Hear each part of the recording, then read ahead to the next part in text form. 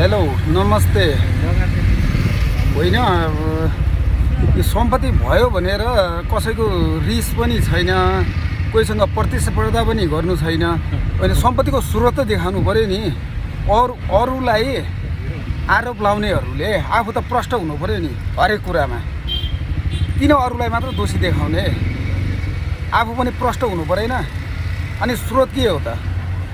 अनि स्रोत सोध्दैमा गलत हुन्छ त?